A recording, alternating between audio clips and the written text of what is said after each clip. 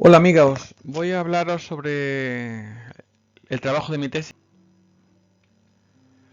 Los puntos que quiero tratar son, primero, una pequeña introducción al tema, qué objetivos se buscaban en esta tesis, la revisión bibliográfica o estado del arte, dividiendo entre hardware y software, material y método igualmente, los principales resultados obtenidos, las principales conclusiones obtenidas de los resultados y el trabajo futuro, así como una última referencia en qué se basa este trabajo.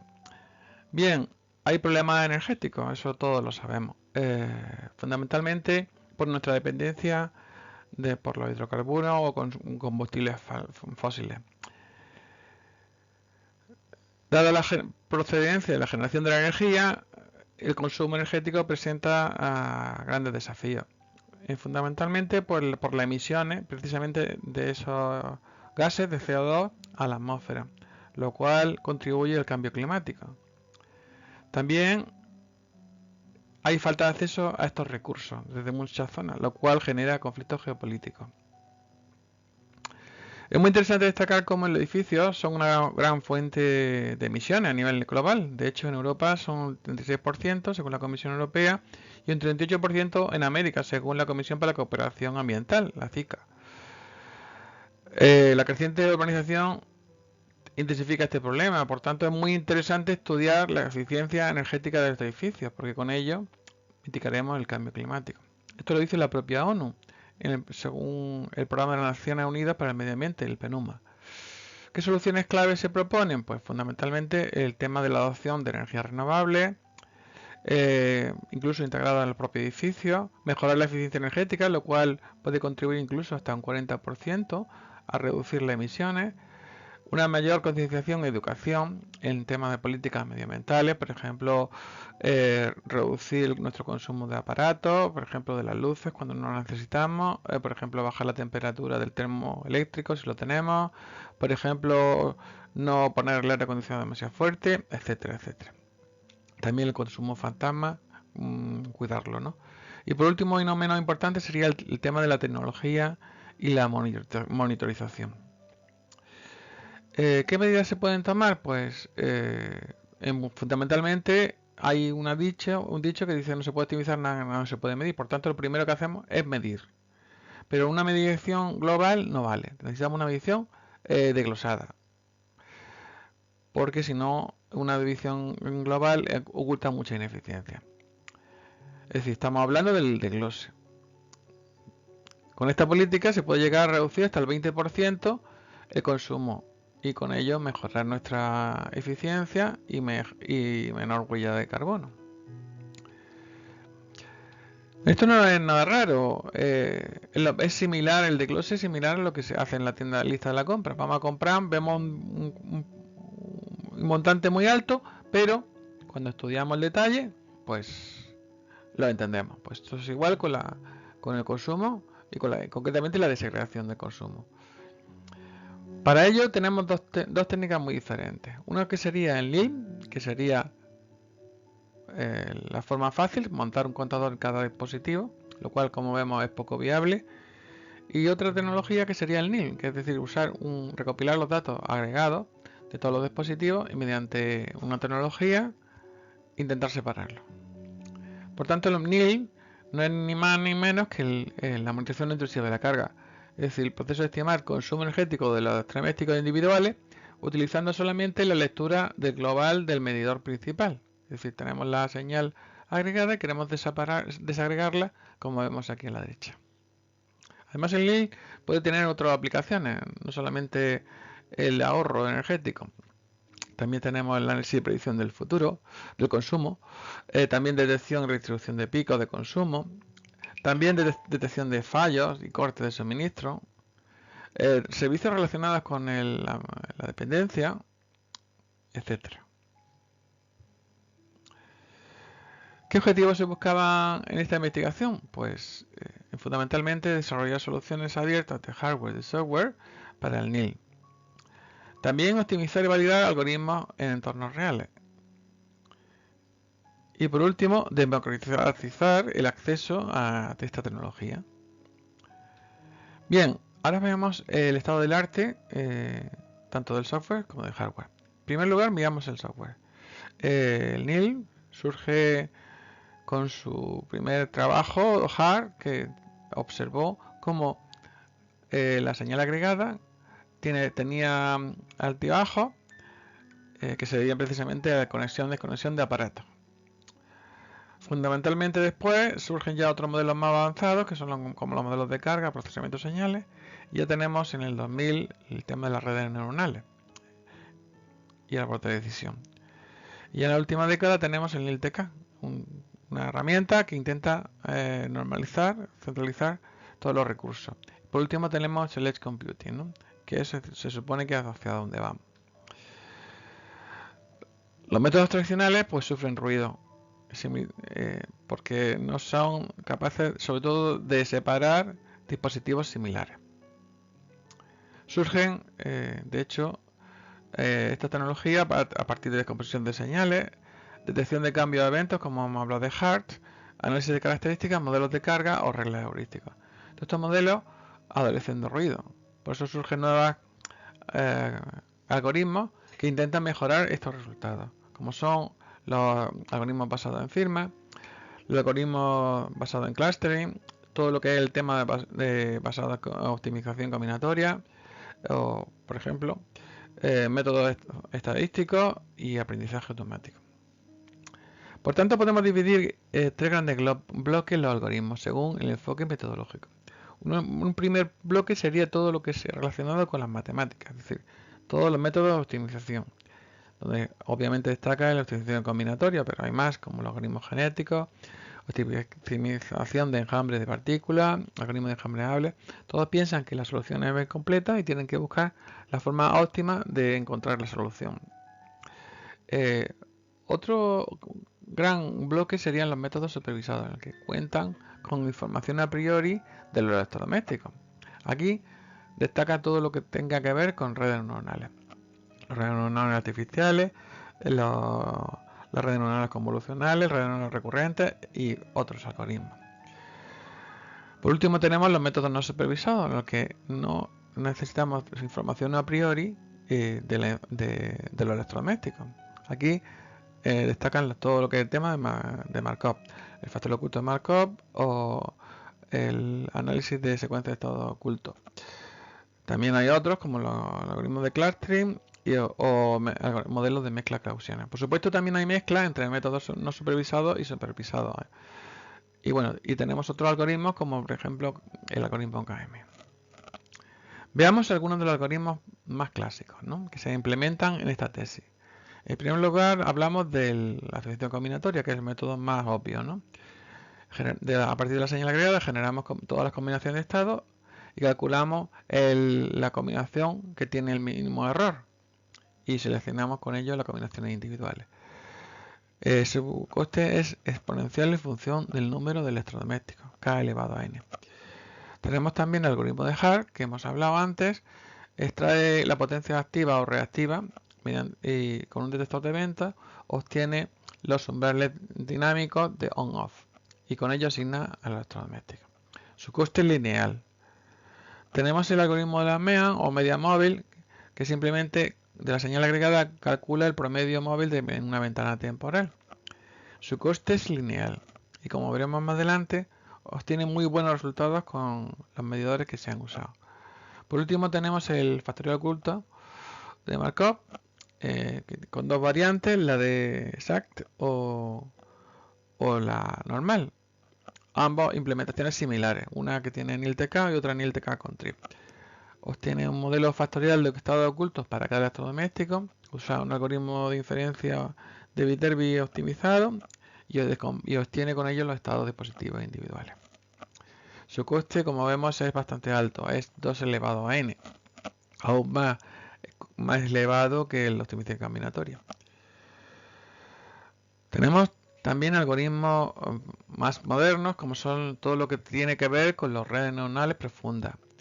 Tenemos el Window Group, que tiene dos capas B-Group, que es de Bidirectional Gauge Recurrent Units, y una capa ReLU. Con ello, la salida nos obtiene la predicción del estado electrodoméstico en el último paso. Tenemos el algoritmo más antiguo, el DAE, Denoising Autoencoder, que tiene dos capas dense, obtiene con ello una representación latente y una última capa. El sec2sec es un algoritmo similar al window GRU, tiene tres capas GRU y una capa dense, y con ello obtiene la salida de secuencia de consumo electrodoméstico. Por último tenemos el algoritmo de RNN, una recurrente, que tiene tres capas RNN y con ellos tiene la señal desagregada. Estos cuatro algoritmos tienen un coste de inferencia y un coste de entrenamiento. Para utilidad tenemos el algoritmo sec2point, que similarmente al sec2sec obtiene tres capas, dos capas com, una capa drop, una capa flatten, y obtiene a partir de ello como salida el consumo estimado en el punto central, por eso point, de la ventana. Su coste es polinomial, T por F por L. Estos algoritmos son más precisos, como veremos más adelante, pero tienen un coste alto computacional, como también veremos. En resumen, hay los métodos tradicionales, tienen menos precisión, pero necesitan menos datos. Los redes neuronales serían alta precisión, pero muchos datos. Luego hay técnicas avanzadas que están en investigación, y luego tenemos por último el computación en nube, computación al borde. Tiene sus ventajas como la menor latencia, el uso muy controlado del ancho de banda y mayor privacidad. Pero tiene como inconveniente limitaciones de hardware y restricción del consumo de energía.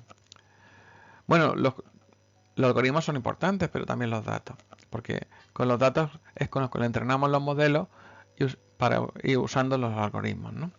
Aquí hay una instantánea de algunos de los conjuntos de datos más famosos a lo largo de los años. Vemos diferentes países, ¿no? En España tenemos el dataset de la Universidad de Sevilla, la Politécnica de Sevilla, DEPS, y el año pasado ya publicamos los datasets de la Universidad de Almería. Esto es un campo interesante en LIL, y de hecho la industria quiere monopolizar o hacer negocio con ello, ¿no? Pero hay un problema, y es que hay muchos conjuntos de datos, muchísimos algoritmos y muchísimas métricas diferentes. No hay tampoco benchmarks consistentes para poder comparar por igual los resultados de uno con otro.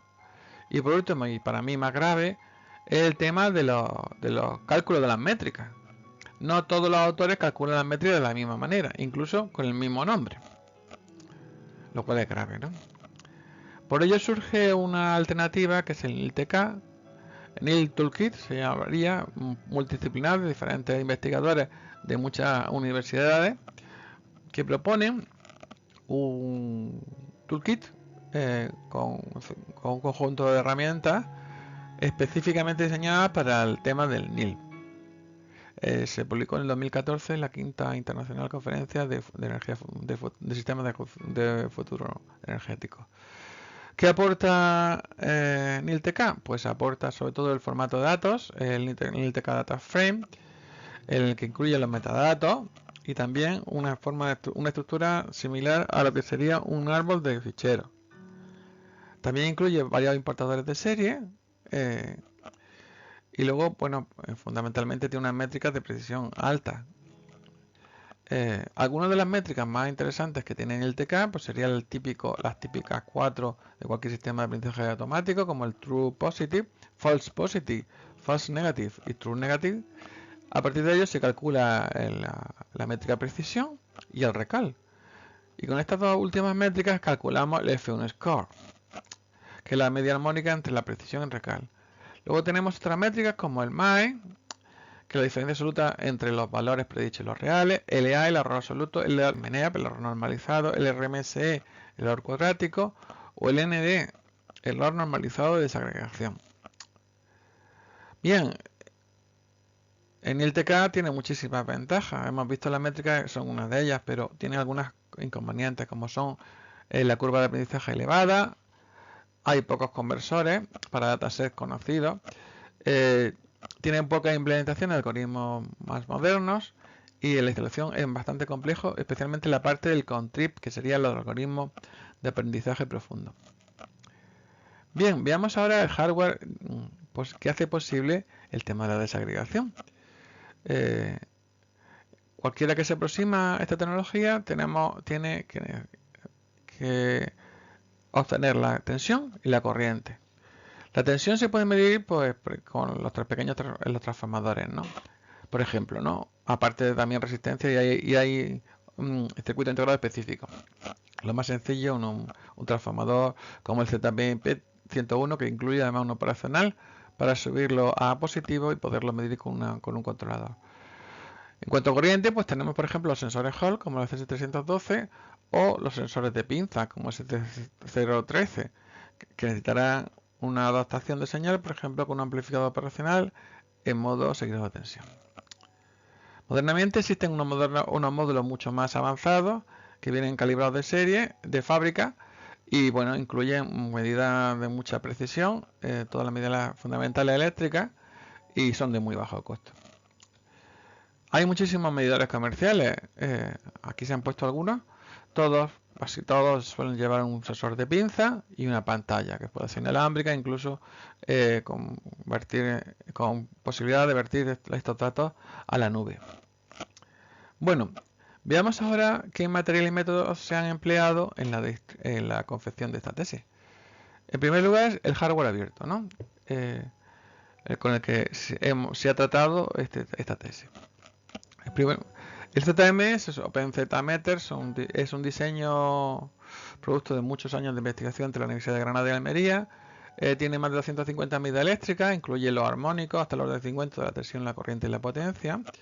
Y ofrece una precisión muy alta, ¿no? De 0,1% en la tensión RMS y una alta tasa de muestreo. Es de código abierto y bueno, es el instrumental que se ha usado para crear 4 datasets que vamos a hablar a continuación. El OpenZMeter básicamente en la versión monofásica usa un controlador STM32 al que está conectado con un escudo, una placa ARM para el tema del almacenamiento de los datos y la visualización. Tenemos también la parte de la izquierda superior, sería la parte de sensado. Hay un amplificador aislado para la tensión, tiene un convertidor continua y un sensor Hall de corriente. La parte de abajo sería la parte de limitación. Un convertidor CDC, un cargador de batería para mantener las medidas. Luego sería un convertidor corriente continua y luego un regulador. Con ello tenemos, como se ha hablado anteriormente, una precisión del 1%. Y bueno, y muy interesante, muy importante, porque es un papel crucial que se va a desarrollar en este trabajo, es el tema de la transformada de Fourier rápida, con el que se puede soportar los armónicos hasta el orden de 50. Bueno, esto ha ido avanzando a lo largo de los años. Tenemos la versión trifásica o 4 monofásica, el OpenZMeter V3. Tiene además la señal GPS para obtener la marca de tiempo. Tiene más precisión y bueno y también mayor conectividad. Y uno de los grandes contribuciones de este trabajo es el tema de los MPM, Open Multipower Meter. Es un diseño simple, como vemos aquí, es fácilmente replicable, muy económico, además escalable. Es totalmente abierto que es capaz, cualquiera podría ser capaz de realizarlo, como vamos a ver a continuación. Tiene una implementación de un bus RS485 que nos permite escalar hasta 127 teóricos dispositivos sobre el mismo bus, ¿no? La precisión que obtenemos es el 0,5%, lo cual no está mal para ser un módulo casero. Es totalmente abierto en hardware y en software, lo cual permite que sea replicable para cualquier investigador que le interese este campo. Aquí vemos básicamente la instalación de un único módulo de medida. Como se ha comentado, se implementa el módulo PCEN, que son módulos muy económicos, que conectamos a un controlador como el ESP32 a través de sus líneas de transmisión y recepción cruzada. También es crucial, interesante, para almacenar los datos, un grabador de memoria SD. Y bueno, las pantallas y el botón sirven para activar las medidas y la pantalla para visualizar datos importantes. Aquí vemos el montaje final para varios módulos PC. Vemos que el bus se implementa con diodos Schottky en el canal TX de cada módulo PC, y luego tenemos una resistencia de carga. A la derecha del todo pues está la grabadora de tarjeta de memoria y la pantalla. También hay una fuente de muy poco consume muy poco, 700 mAh razonable, pero con 200 o 100 eso sería más que suficiente. Y a la izquierda del todo pues tenemos todos los módulos PC con todos los electrodomésticos. También hay uno, como se puede ver, que es para coger el global, el agregado, que necesitábamos para generar el modelo. El bus RS485 permite pues, tomar muchísimas medidas de muchísimos canales. El firmware también se ha implementado en este trabajo con estándares abiertos. Básicamente se inicializan todos los hardware, se obtiene una señal de marca de tiempo, y con ello ya inicializamos la tarjeta SD y ya empezamos a capturar las medidas del bus. Como veremos más adelante, se obtienen resultados muy buenos comparados con medidores comerciales. Aquí vemos la comparación del OZM y el MPM con otros comerciales. Vemos que el OZM obtiene muchísimas características que no tiene casi ninguno, y el MPM, aunque no llega a la altura del OZM, pero teniendo en cuenta el precio y lo sencillo que es y la facilidad que tiene para implementarlo en múltiples canales, está muy a la altura, incluso de mejores que muchos dispositivos comerciales. Bien, ahora veamos el software utilizado. Es fácil deducir que se usa un software abierto, como se ha comentado, sería el NILTK adaptado a estos nuevos medidores que se han empleado. NILTK propone un flujo que parte de los datos de los contadores inteligentes, en nuestro caso el OZM y el MPM. Con ello obtenemos unos conjuntos de datos, se obtienen unas estadísticas previas y ya hacemos un primer preprocesamiento. Una vez hecho eso, entrenamos y generamos un modelo, y con ello ya podemos desagregar. Para ver lo bien o mal que se ha hecho, usamos las métricas. Bueno, veamos, en primer lugar sería preparar el entorno. En el caso del OZM V1 se usaron 6 OZM, 5 para electrodomésticos de uso común y 1 para el agregado.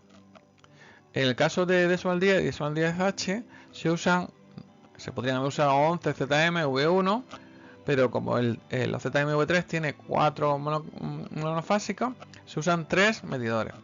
Se usan todos los electrodomésticos más habituales en una vivienda, más el agregado. Por último tenemos el WAL 2, que se ha desarrollado con el OMPM.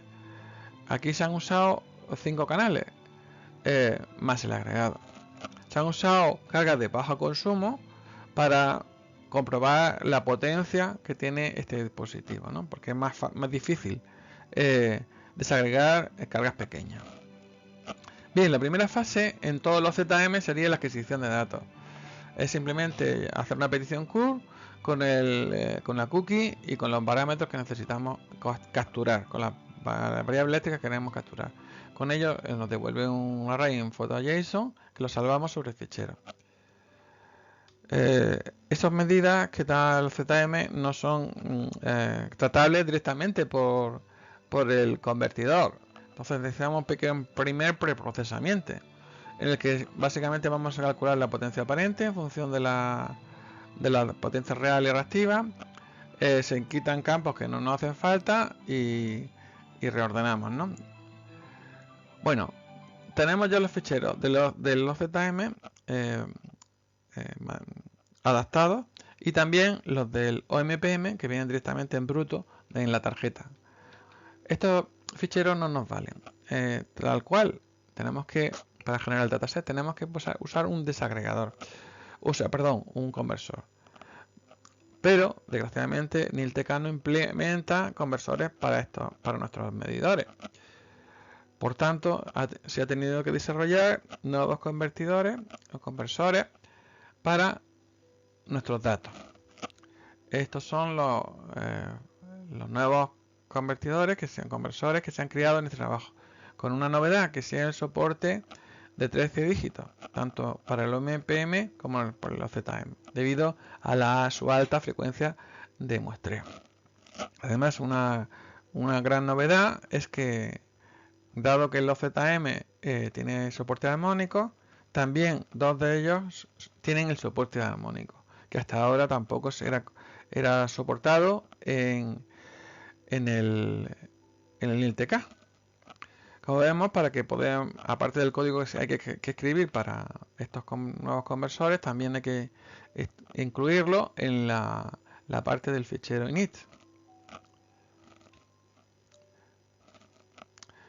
Un conversor básicamente tiene el código específico para procesar los datos de las medidas, y también tiene una carpeta que se llama metadata, en el que hay que incluir 3 ficheros. Uno que sería el build-engram, en el que se habla de los medidores y de los electrodomésticos. El meter device, que sería las variables eléctricas que se van a procesar. Y el dataset jam, que es un poco el tema de los estadísticos, de qué año se hizo, dónde se hizo y todo eso, el dataset. Y aparte de todo esto, necesitamos las medidas, ¿no? Para ello, NILTK necesita una carpeta que se llama Electricity, en el que almacenaremos los ficheros en formato CSV, más un fichero de etiquetas se llamaba labels, donde se asocia cada número con el electrodoméstico en cuestión. Y una vez todo hecho, todo esto, tenemos los ficheros de metadatos, tenemos el conversor, pues toca el tema de importar el convertidor, y simplemente lo invocamos con la ruta y el nombre de salida. Un conversor básicamente lo que hace es simplemente este conversor hace una reordenación en el timestamp de 13 dígitos, se cargan las variables necesarias, se hace reordenaciones, resample y reindex. Eso para cada fichero de medidas. Se añade los metadatos y se crea el nuevo formato, el nuevo fichero llamado H5 con el dataset. Una vez que tenemos el dataset creado, podemos hacer cosas muy interesantes. Por ejemplo, el esquema de red, distribución de potencia. Podemos obtener la tensión corriente y potencia activa o reactiva por cada electrodoméstico, incluido en el conjunto de datos, incluido el agregado. Muy interesante en los electrodomésticos que superan un cierto umbral. También obtener los datos son medidas para un día, para un mes, para una semana, etcétera. Y bueno, una cosa muy interesante es el tema de la remuestreo. Vemos que en la señal principal y la señal muestreada, a partir de un cierto tiempo, por ejemplo son 60 segundos, ya la señal remuestrada pierde bastante calidad respecto a la señal agregada. Bien, la siguiente fase, una vez que ya se ha creado el dataset, sería el análisis global y estadística. Vemos aquí, en primer lugar, un gráfico de área, el perfil de voltaje, en este caso para el DESUAL 10, que como hemos dicho tenía 3 OZMs V3 que utilizan la misma referencia de tensión, por tanto salen 3 gráficas porque coinciden en cada 4 canales la misma referencia de tensión. Bueno, algo muy interesante sería el tema de la estadística. Por ejemplo, el cálculo de energía total, el cálculo de energía por medidores, la proporción de energía submedida y para mí lo más interesante es la síntesis del dataset, en el que por ejemplo habla sobre medidores, pero también el tema de la correlación, que no se incluía en ninguna otra utilidad estadística. Bien, una vez que se ha hecho la estadística, ese paso previo, ya podemos proceder al preprocesamiento. Aquí lo más interesante sería el tema del remuestreo, el cálculo de secciones faltantes, porque en muchos casos puede haber faltas medidas en determinados intervalos, y también el uso de filtros, sobre todo para evitar ruido. Sin más dilaciones, separamos el conjunto de datos con la regla 60-30-10, entrenamiento, validación y prueba. Bueno, una vez que se ha hecho la separación, podemos ver cómo está el conjunto de entrenamiento separado y ya simplemente vamos a desagregar, a entrenar el modelo usando ya los algoritmos de referencia, como el algoritmo combinatorio o factorial oculto de Markov. Vemos que su invocación es bastante sencilla, como vemos aquí. Y algo muy interesante, en primer lugar, sería ver el cómputo, el tiempo de cómputo, para hacernos una idea cuál es el algoritmo más interesante para usar. Bien, como se hemos dicho, el tiempo es crucial. En este caso, por ejemplo, en este ejemplo sería el combinatorio, método relleno mediano y 90 segundos de muestreo. Con esas características podemos comparar un algoritmo u otro para ver la señal agregada frente a la predicha para cada electrodoméstico, para ver cómo es fiel ese algoritmo. Y sin ir más lejos, ya vamos a desagregar usando la combinación que más nos resultó interesante. Aquí, por ejemplo, se usa un algoritmo combinatorio, relleno primero y un segundo de muestreo. Podemos obtener la señal real frente a la predicha para compararla. Y finalmente ya nos vamos al resultado final, que sería la desagregación. Como vemos, ya no sale el main, salen los electrodomésticos tal cual. Bien, esto hasta ahora sería todo el proceso de desagregar. Realmente la finalidad de este proceso sería el generar un modelo que nos valga para que simplemente con ya la medida, la señal agregada y el modelo obtengamos el desagregado. Esto se puede hacer fácilmente con el API de NILTK. Primero se carga el modelo entrenado, luego se genera un nuevo dataset en el que solamente hay un agregado, no está en la medida obviamente. Cargamos ese conjunto de datos, creamos un entorno apropiado y ya simplemente invocamos la API. El resultado sería algo como este, en el que ya vemos los electrodomésticos desagregados para esa señal agregada, ¿no? Bien, ¿hemos terminado? No, tenemos que ver lo bien o mal que lo hemos hecho. Y para eso NILTK utiliza lo que se llaman las métricas. Hay una herramienta fundamental que sería la correspondencia de índice, en el que te da la posibilidad de utilizar varios algoritmos, varios métodos de relleno, varios tiempos de muestreo. En nuestro caso, el azulito sería lo que sería la estimación combinatoria, pues nos vamos directamente a combinación combinatoria con diferentes métodos de relleno para todos los electrodomésticos. Y viendo cuál es el mejor relleno, lo sacamos un segundo método de media para cada electrodoméstico. En este caso sería primero el F1 score, el error absoluto abajo, el error normalizado y el error cuadrático. Ahora analizaremos los resultados principales obtenidos. Efectivamente, los resultados vamos a separarlos en función de cada dispositivo de medida. En el caso de los ZM-V1, en el que se creó el DS1, el DS1H, o sea, con o sin armónico, vemos que el ventilador tiene un rendimiento excelente para el F1 score, la máxima puntuación, ¿no? Y aquí obviamente destaca cómo el uso de armónico mejora la métrica. Luego la métrica de AI, error absoluto, está excelente. El error normalizado, como vemos, mejora para el ventilador del congelador.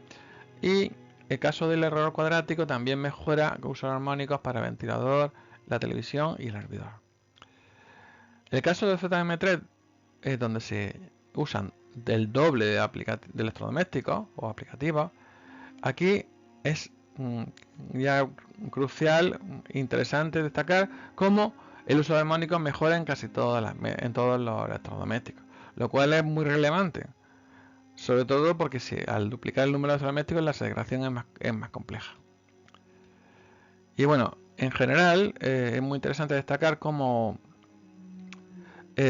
usando datos del ZMV1, o sea, con 5 electrodomésticos y 10 electrodomésticos, comparar con todas las medidas a ver si los resultados eran mejores. Y evidentemente vemos que el F1 score mejora hasta un 15%, el MNEAP mejora en todos los casos y el RMSE hasta el 40%.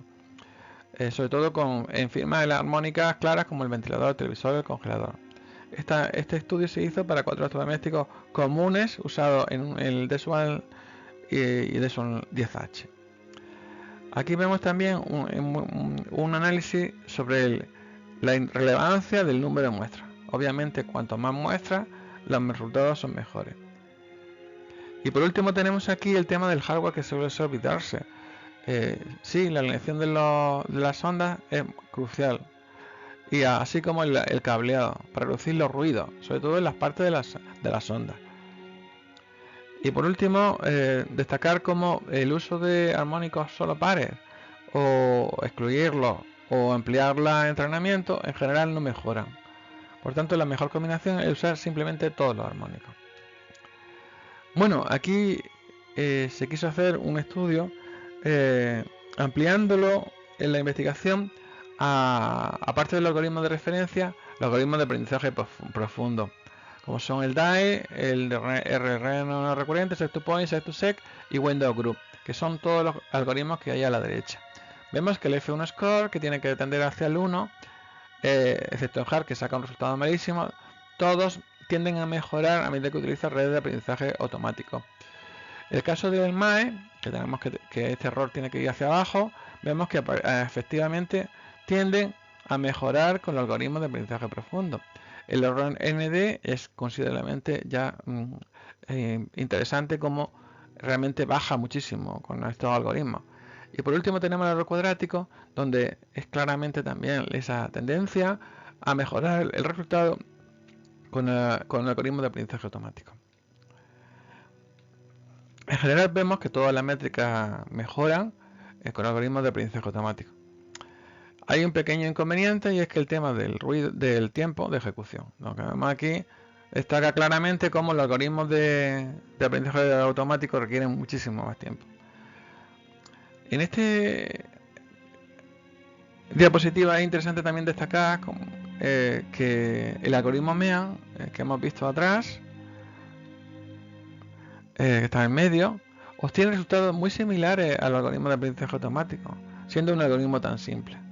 Por tanto, no solamente es, y además un coste lineal, por tanto es muy interesante destacar que algoritmos clásicos también pueden estar a la altura, incluso de algoritmos muy modernos, ¿no? Además, por último y para terminar, el uso de filtros y armónicos que se han probado, incluso con algoritmos de aprendizaje automático, también mejoran las métricas, como ya se ha comentado. Bueno, comparemos ahora los resultados obtenidos del OMPM. El OMPM, como vemos, tiene un error cuadrático bajísimo. El F1 Score en general es bueno, el error absoluto excelente y el error normalizado también. Si comparamos los resultados obtenidos con DEPS, con el dataset de la Universidad Politécnica de Sevilla, vemos que ellos tuvieron un error cuadrático bastante alto. Sin embargo, un F1 Score muy bueno. En la imagen de derecha vemos a la derecha del todo lo que es el DEPS, pero algunos fue castigado por el HBA4, especialmente el error cuadrático. También tuvieron un score malo para este electrodoméstico y el rack. Si vemos aquí la comparación del OMPM, OZMV1 y DEPS, vemos que en general destaca muchísimo el OMPM en el tema del error cuadrático, que es el que mejor valor obtuvo, 14 y pico frente a los 33 del OZM y 111 de DEPS. Por tanto, el OMPM está a la altura de dispositivos comerciales y de precisión.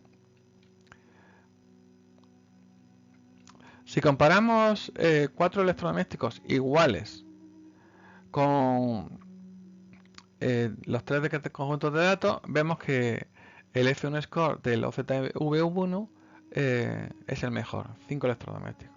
El MPM está un poco a la altura, y OZV3, que son 10 electrodomésticos, empeora un poquillo. El error absoluto es excelente, estamos en la escala 004, muy bueno. Y el MNEAP, como vemos, el error normalizado es peor en los ZV3 porque tiene 10 electrodomésticos. OMPM y OZV1 tienen resultados similares. Y por último, el error cuadrático, aquí vemos lo que se ha comentado. El peor es el OZMV3, 10 electrodomésticos. Seguido el OZMV1, 5 electrodomésticos. Y el que mejores valores tiene es el OMPM, con error mínimo. Es interesante destacar cómo muchas veces los electrodomésticos que se usan en los datasets castigan, digamos, los resultados. Por ejemplo, en este caso el F1 Score, vemos que podría haber sido muy bueno en Desual 10H si hubiéramos tenido mejor valor, lo cual nos indica que es muy interesante estudiarse qué electrodomésticos se van a poner en un conjunto de datos. No podemos compararlos si usan diferentes electrodomésticos, por tanto. Bueno, para terminar vamos a ver una clasificación de los algoritmos para los diferentes conjuntos de datos. Vemos que en general el mejor resultado para el F1 Score ha sido DES1H, ¿no? Con 5 electrodomésticos usando el OZM. Luego aquí destacar como el WAL2, que es el que se ha desarrollado con el MPM, tiene un valor bastante alto, 0,68. Y desgraciadamente el DES110 y el DES110H, que tienen 10 electrodomésticos, tienen valores un poco más bajitos. ¿Por qué? Porque eran 10 electrodomésticos, es mucho más difícil de desagregar. Bueno, pues en principales conclusiones obtenidas de este trabajo, pues el tema de los armónicos está más que demostrado que mejora los resultados. También es muy interesante destacar cómo los conjuntos de datos, las características influyen en la precisión de la desagregación en función del aparato de medida que se haya usado, de las cargas que se hayan usado, del algoritmo que se haya usado, etcétera. Los resultados obtenidos con las métricas revelan un gran impacto en la diversidad de dispositivos en el rendimiento de la desagregación. Asimismo, el hardware de bajo coste obtiene resultados a veces muy sorprendentes, como por ejemplo el error cuadrático frente a muchos medidores comerciales. El hardware abierto es fundamental en la investigación porque mejora la replicabilidad y accesibilidad de esta tecnología a cualquier investigador que quiera acercarse. También el software abierto. Usando el binomio hardware y software abierto, realmente la investigación, como vemos, puede progresar muchísimo y conseguir resultados excelentes poco a poco, conforme se vayan mejorando sobre todo los algoritmos. Trabajo futuro pues sería evolucionar el OMPM, integrarlo por ejemplo en una placa o incluso incluirlo en un propio cuadro de distribución. También queremos estos conversores que son abiertos, que están en GitHub, también integrar el propio NILTK, por lo menos el NILTK Contrib. Y bueno, probarlo, este nuevo hardware en una solución real. Aquí tenemos la versión integrada en Home Assistant, lo cual da la pista que es muy interesante para uso doméstico, ¿no? Este diseño. Aquí hay algunas referencias bibliográficas de publicaciones que se han escrito a raíz de esta investigación. Destacar lo que es el OMPM. El primero, Development and Application of an Open Power Meter Suitable for NIL, que se publicó en 2023. Luego hay dos revistas de energía renovable y calidad de la energía. Luego tenemos otro en donde se habla sobre los resultados obtenidos con algoritmos de aprendizaje profundo para el dataset de la Universidad de Almería, el DESual 10 y DESual H. Y luego por último sería el tema del diseño e implementación de un dataset nuevo, ¿no? Y por último hay dos artículos en revisión. Aquí algunas de las referencias más interesantes donde destaca el GitHub, el dejar. Y por último, pues aquí todo lo que es el software desarrollado es libre, gratuito y abierto en github.com/crn565, donde están todos tanto el software como los datos obtenidos, los datasets. Tenemos para 5 dispositivos, para 10 dispositivos y para el OMPM. Incluso con los armónicos pares e impares, con los resultados, todos los resultados obtenidos. Aquí además se ha hecho un especial interés en que todo esté compartido, incluido en Zenodo, en la plataforma Zenodo, la plataforma europea. Muchísimas gracias por vuestra atención y nos demoro más tiempo. Espero que os haya gustado. Un saludo.